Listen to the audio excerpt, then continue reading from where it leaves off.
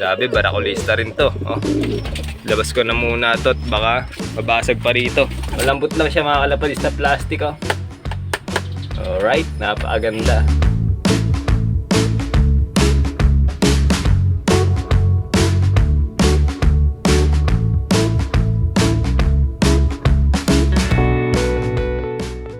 Welcome back again mga kalapatids. So, unbox muna tayo ng parcel natin dito kasi meron tayong dumating. Ngayon, kanina lang mga kalapatids. So, check natin.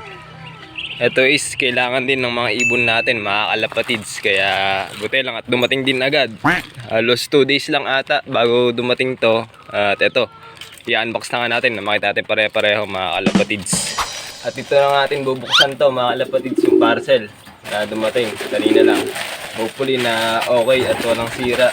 Ito na mga kalapatids, so yung ating parcel. So napapansin nyo, ayan, napakakinis niya mga kalapatids. So. Alright, ito na mga kalapatids. So. Napakakinis. So. Grabe, sobrang solid. So napapansin nyo nga pala yung mga bee-perch natin dyan sa likod. Mga kahoy lang, kaya ito, sakto. Meron tayong dumating na parcel at ito is makakatulong nga sa mga ibon natin. At sigurado ako pang matagalan na nga ito mga kalapatids. At ayan, 5 piraso yan. Kung napapansin nyo, talagang napakaganda ng pagkagawa nila. Tapos yung style niya nga pala mga kalapatids. Ayan, may mga lalagyan ng tornilyo yan sa taas at meron din rito sa gawing ilalim. Para in case man na kung sa paglalagay nyo is plywood or kawayan, eh yan, nasalpak nyo lang na ganyan. Pwede yung tornilyahan dito at dito sa ilalim. Malambot lang siya mga kalapatids na plastic. Oh. Alright, napakaganda. So i-install din natin ito rito mamaya sa pating gilid mga kalapatids. At bago nga pala ikabit yung mga bee-perch natin na to mga kalapatids is alisin ko pala muna yung mga itlog ng mga flyer natin dito na dati nang nagsusubo para medyo mapahinga naman. So yung mga baguhan na nag-itlog is aalisin na nga natin yung mga itlog nila para medyo mapahinga na may katawan nila at makarecover mga kalapatids, no? So unahin na itong si Fury. So tara, alisin na natin mga itlog nila. Ayan, si Fury mga kalapatids. So yung anak ng Old Taiwan natin sa Grisel. Meron kasing 2 itlog to eh. Ayan. Alisin na muna natin mga kalapatids. Yan muna natin ilagay. At isunod na nga natin si, ayun, yung litter natin. Yung asawa ni Milo. Ito si Milo mga kalapatids. Ayan si Milo. Yung galing kila Adi. Yan, kung natandaan nyo, almost 3 years na yata sa atin o 2 years tong ibon na to. Ayan. At mga inanak nyo sa atin, mga blue bar. Kaso mga pinag-out ko na din at napunta sa mga tropa natin. Ayan, alisin natin itlog nila.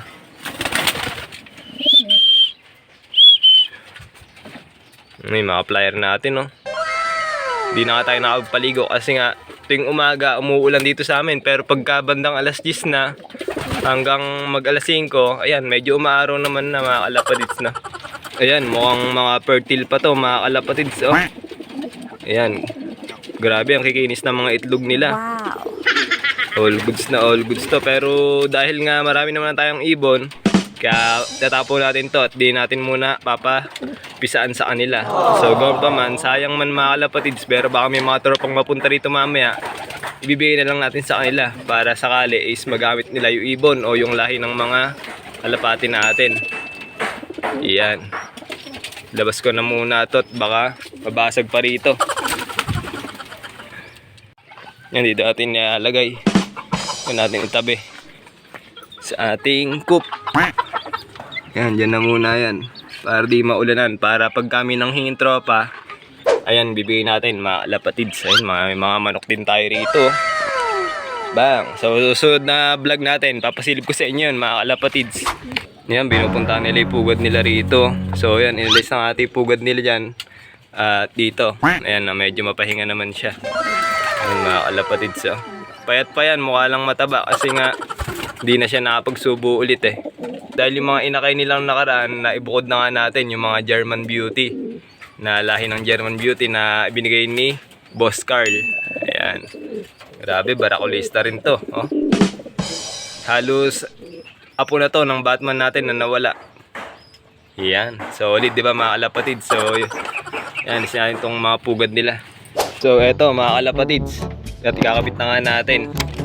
Ayan, meron tayong gamit dito para may install na rito sa ating bamboo lock.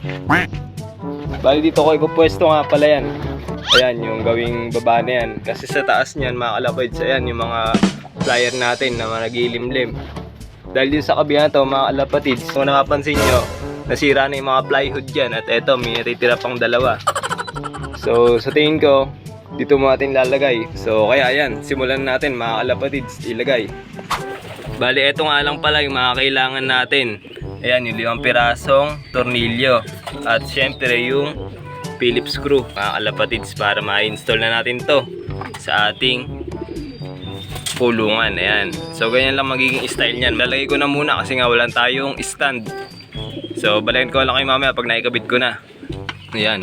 Tutornilyo ko lang. Igpitan na lang natin to. Alright. One down. Two down. So, ganyan lang kasimple, no? Pag i-install na tong B-perch. Di ganong mahirapan kung may gamit ka talaga ng mga tornilyo at pampihit. Goods na. Yan, yan lang simple. Yun. Pitan pa natin para di na gumalaw. Alright. Pa isa.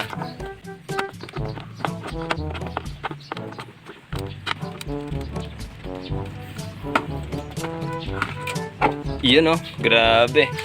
So ayan na nga mga kalapatids, yung ating na order na B-perch. Napakaganda tignan, di ba? So, sumobra pa nga tong isa kasi nga 4 lang muna nilay ko rito para medyo maluwag tignan. Kasi meron mga stand pa naman dito. Yan, pwede pa ilang tuntungan. Kinabit ko nga lang yung pansamantala kasi wala tayong B-perch na. So, ayan. Saktong-sakto at dumating nga itong order natin. Grabe, no? At kung mga steel matting naman yung kulungan nyo, gaya na to mga kalapatids, pwede nyo naman gawin ganyan. Tapos talian nyo lang ng strap. Ayan, sa ganyan mga kalapatids na para di maalis pagka kinabit nyo. Kasi pagka itong mga kawayan or plywood, gagamitan nyo lang ng tornilyo. Pero sa mga itong steel matting, try nyo lagyan ng strap para di gumalaw. Yan, sa ganyan lang yun. Ayan. Hindi ko nga pwede lagyan dito kasi nga ito is harapan. Pagka umulan, maanggihan lang sila. Kaya sa gilid lang tayo naglagay. Ayan. At etong isa na to, baka dito ko lang ito ilagay mga kalapatids. So dyan, yan mga ibon natin dito. So ayan, na-install ko na nga itong pang 5 B-perch natin. So ayan, napakaganda tignan sa ibon, di ba mga kalapatids? Napaka-quality ng B-perch na napakuha natin dito. Ayan, no, grabe, napakaganda tignan sa mga ibon. At malinis siya, at madali lang mahulog yung droppings. Pag umipot yung ibon dyan, matik, laglag agad dyan sa baba. Yan mga kalapatids na. Kaya ibang mga B-perch natin na yan, papalitan na rin natin ng ganong na plastic mga kalapatids para pang matagalan na. Ayun, no. Ayos diba mga kalapatids, nagustuhan ng isa nating kalapati ron, no.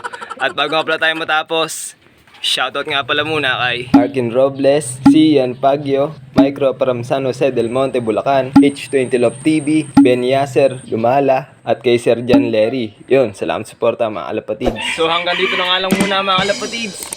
At kita-kits, susunod nating video. Like, share, subscribe. Ingat. Peace out.